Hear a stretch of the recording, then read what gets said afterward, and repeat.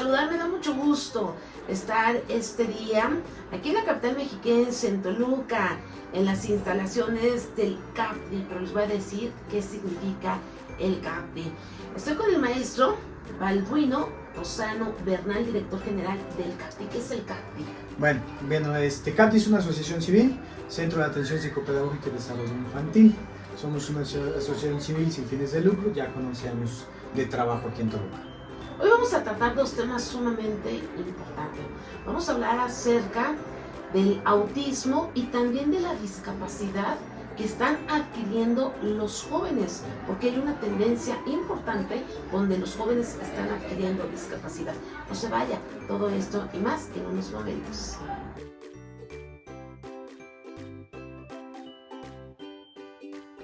Soy su amiga Lupita Escobar y seguimos aquí con el maestro Balduino Rosano Bernal, director general del CAPDI. Estamos platicando cómo puedo detectar el autismo en mi bebé, que es la edad más temprana. Y para empezar, bueno, antes, ¿qué es el autismo? Sí, justo. El autismo es un trastorno del neurodesarrollo. Esto quiere decir que va a presentar algunas características, algunos elementos muy específicos para poder ser detectado, ser diagnosticado. Hablando de las características del autismo, son tres, líneas en específico. Primero, el tema del lenguaje, donde hay unas limitaciones, complicaciones para poderse comunicar. Dos, temas a nivel de socialización, ¿no? Temas de interacción social, donde se pueden estar complicando, teniendo algún tipo de límites en ese sentido, complicaciones en ese sentido. Y por último, tienen ciertos momentos o rutinas o momentos de... tienen ciertas fijaciones en ciertos temas, es decir, son temas muy específicos que les interesan o les cuesta ser flexibles al momento de seguir una rutina o ciertos temas. Pero ¿cómo lo detecto como mamá? Un ejemplo. Ok, bueno, es importante mencionar que la detección del autismo se hace a través de observación, es decir, son procesos conductuales que nosotros tendremos que estar trabajando. Cuando hablamos de esta observación es pues directamente en la vida cotidiana, en actividades que se llevan en el día a día, ¿no?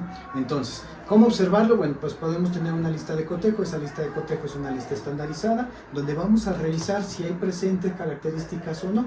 A tu pequeño le cuesta cambiar de rutina regularmente en actividades cotidianas. Tu pequeño tiene cierta fijación en temas como los dinosaurios, como los aviones, como los autos. Tu pequeño tiene elementos al momento de socializar, es decir, le cuesta interactuar, le cuesta establecer una conversación así como la tuya y como la mía, incluso, bueno, pues temas de prácticamente un nulo lenguaje, ¿no? Tiene 3, 4 años donde prácticamente el lenguaje no ha estado presente, ni balbuceos, ni ningún tipo de elementos. Es importante mencionar, el lenguaje no es que no puede existir, sino simplemente es parte de las características que está. Es decir, no hay una limitación fisiológica por parte del pequeño, más bien son parte de estos elementos que el autismo nos da, ¿no? Ajá. Y bueno, considerando todos estos elementos, se van a ver permeados por elementos sensoriales. Uno de los grandes temas con los pequeños con autismo es el tema sensorial, una hipersensibilidad o una hiposensibilidad. ¿A qué? A estímulos visuales, auditivos, etcétera, que en algún momento dado pues van a tener una correlación directa con la conducta que el pequeño tiene. Que no les gustan los ruidos grandes, la música, por ejemplo, que no quieren música, ese es un signo. Sí. Que prefieren el silencio. Es importante mencionar que al saber que al entender que es un espectro, pues la diversidad de características, bueno, pues va a ser muy amplia, ¿no? Vamos a tener pequeños donde la hipersensibilidad va a hacer que el claxon que usted y yo escuchamos de manera cotidiana, de manera normal, pues para él pareciera ser que el claxon está aquí, al lado de su oído. Vamos a tener otros pequeños que literalmente se van a pegar a la bocina, así puntualmente a la bocina, y van a tener ese momento, digamos, de estimulación y que no lo va a percibir como un gran sonido. Entonces, esa variabilidad es lo que vamos a buscar o encontrar dentro del autismo, ¿no? Seguramente muchas mamás que ya detectaron que su hijo tiene autismo, ellos van a poder hacer el día de mañana una vida normal de ir a la primaria, a la secundaria, a la universidad y tener quizá novia, hacer su vida amorosa. Pues, a ver, veamos, es bien importante visualizar que cada caso, si bien es un diagnóstico generalizado, cada caso va a tener sus particularidades. Hoy cuando hablamos de autismo, hablamos de los diferentes niveles de apoyo que necesita la persona. Es decir, vamos a tener personas que pueden hacer cosas de la vida cotidiana de manera totalmente independiente. Cambiarse, bañarse, comer, alimentarse, etc. Pero también vamos a tener personas con el mismo diagnóstico que vamos a tener que auxiliarles, acompañarles, formarlos en habilidades tan simples como ir al baño, tan simples como trasladarse de un espacio a otro. Es decir, la diversidad de características que vamos a encontrar va a ser muy amplia. Vamos entonces a puntualizar lo siguiente. Podremos encontrar una persona con autismo que su situación académica pueda estar limitada, es decir, aprender a leer, a escribir, a aprender operaciones pueda tener una limitación y no lograr siempre los objetivos académicos, pero también vamos a encontrar personas con autismo, con el mismo diagnóstico, que ya terminaron una carrera, que ya terminaron una licenciatura y que lograron especializarse. Ojo, ambos con el diagnóstico y cada uno de ellos con características bien particulares en ese momento, ¿no? en su perfil en específico, ¿no? Vamos a tener personas por ahí que tienen una área sobresaliente en el dibujo, en las matemáticas, y aunque sean capaces de hacer un maravilloso dibujo, el amarrarse una hojeta todavía no lo pueden lograr por sí mismos. La diversidad es muy interesante en este aspecto, ¿no? Y por eso hay que trabajarlos por separado, cada uno. Sí, claro. El primer paso es el diagnóstico temprano, que es uno de los grandes retos dentro del autismo, ¿no? Lamentablemente las familias que llegan con nosotros, muchas veces el diagnóstico llega tardíamente o ya llegó después de 5, 6, 7 diagnósticos diferentes, ¿no? Porque como no escuchaba y no hacía caso y siempre estaba aislado, pues a lo mejor tenía algo en la discapacidad auditiva, ¿no? Se tuvo que hacer un estudio de potenciales abocados para decirnos, ¿sabes qué? El pequeño escucha perfectamente. Es que el pequeño caminaba de puntitas y siempre andaba moviéndose en todos lados, entonces a lo mejor es una discapacidad motriz y entonces se va canalizando para ahí. Entonces van teniendo diferentes diagnósticos. Ese es el primer reto. El siguiente reto, pues sí, definitivamente diagnóstico, una evaluación muy clara, un perfil muy claro, sabiendo cuáles son esas áreas de oportunidad y cuáles son esas áreas de fortaleza, y sobre eso crear un plan de trabajo, un plan de acción. A la par, ya en un modelo más de atención, pues siempre es importante trabajar con el padre de familia, a la par, porque no solamente es la condición del pequeño, papá o mamá se convierten en pues prácticamente un apoyo inmediato para el pequeño, para todo, ¿no? Algunas veces, insisto, vamos a encontrar perfiles muy independientes, pero algunas otras veces perfiles no tan independientes que van a requerir más niveles de apoyo. ¿Todos pueden desarrollar habilidades? Sí. ¿Todos pueden llegar a generar nuevos aprendizajes? Sí. ¿Hasta qué nivel, en qué momento, en qué espacio, en qué tiempo? Pues dependerá de cada uno de los perfiles, de los ritmos, ¿no? Súper importante estar, la recomendación para las madres o los padres de familia, ver, observar a sus hijas, a sus hijos, para ver si tienen estas condiciones, porque a veces se puede confundir. ¿Con qué otra situación se podría confundir? Pues es que... que es muy serio, muy reservado. Sí, digo, es que es bien interesante. Por ejemplo, está también por ahí muy acompañado el trastorno de déficit de atención, ¿no? Entonces, tenemos una línea bien delgada, o sea, hace una diversidad ahí en ese sentido. Hay una dificultad para poder encontrar esa línea de división, porque muchas veces es que el pequeño siempre anda en movimiento, no se puede sentar, no presta atención, entonces es TDA, ¿no? Pero aunque son características que comparten los trastornos, no necesariamente son los mismos diagnósticos. Se tiene por eso que hacer la observación para poder dividir esos elementos. Tenemos situaciones también de esta hipersensibilidad que los transmite a hechos de 100% aislamiento social, ¿no? Es decir, pensamos que la persona con discapacidad no le gusta la socialización, pero muchas veces esa hipersensibilidad que tienen a tu perfume, al jabón que utilizaste hoy, al champú que te pusiste ayer, son elementos que para nosotros son imperceptibles, pero que para ellos les hace simplemente moverse hacia otro lado, evitarlos, ¿no? Porque simplemente para ellos es como si tuvieran la botella aquí puesta de manera permanente, ¿no? Y son características que tendremos que aprender a encontrar y sobre todo pues trabajar con ellos. El gran reto es la inclusión, pero la inclusión deberá de empezar desde casa, desde la comprensión de lo que le pasa al pequeño y cuáles son esas áreas de fortaleza, áreas de oportunidad con las cuales podemos trabajar con ellos, ¿no? Se sabe, bueno, las estadísticas son muy variables, la tasa de personas que tienen autismo.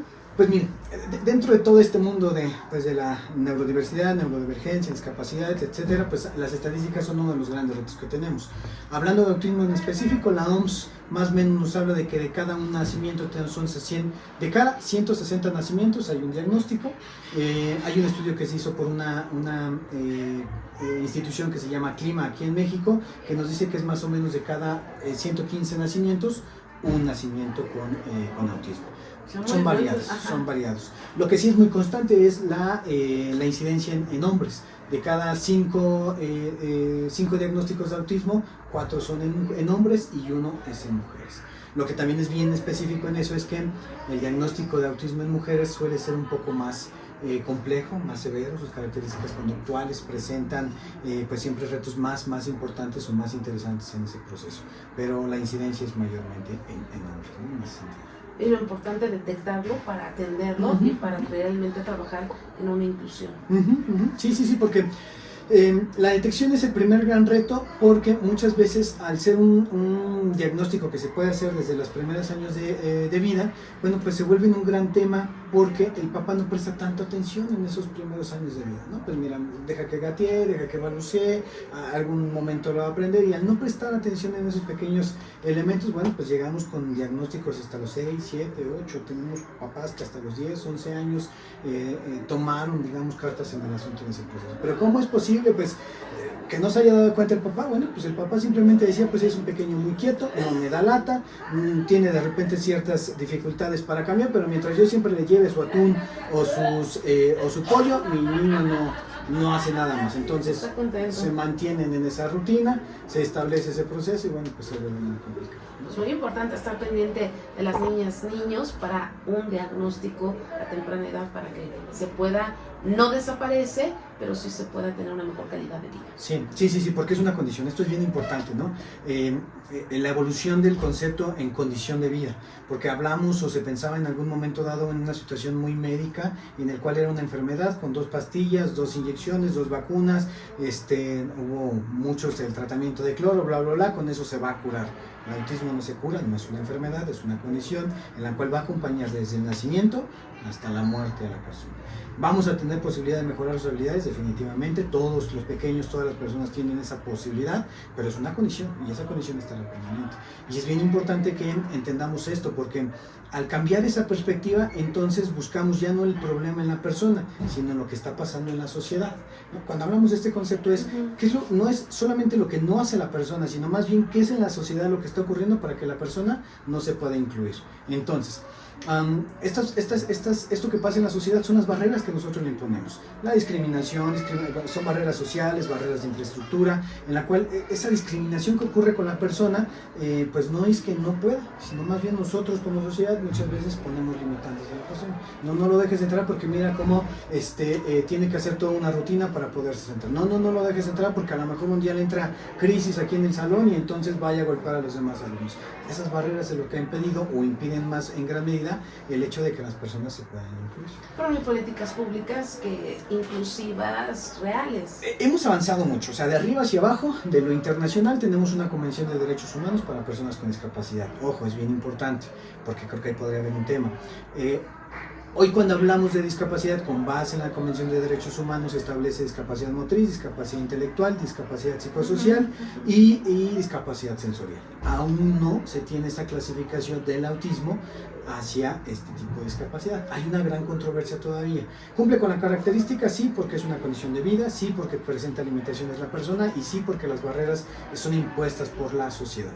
Entonces tenemos una convención, esa convención exige que cada estado, cada país que es adherido a eso tenga una institución que represente. Tenemos el CONADIS a nivel nacional, y en cada uno de los estados tenemos, por ejemplo, en el Estado de México, al IMEDIS, el Instituto Mexiquense para la Atención de Personas con Discapacidad. En el mismo DIF tenemos la Dirección de Discapacidad. Sin embargo, bueno, pues sigue siendo un tema no tan abordado, porque sigue habiendo muchas limitantes a nivel político, a nivel social, para poder abrirnos realmente a esta inclusión, porque significa muchas cosas. Significa el podernos ver en esta diversidad. A ti te gustan unas cosas, tú puedes hacer otras cosas, y eso no te hace ni mejor ni peor, simplemente entender que esa diversidad está ahí, ¿no? Y sí hay hay los instrumentos, pero no se llevan a cabo, no se han explotado lo suficiente.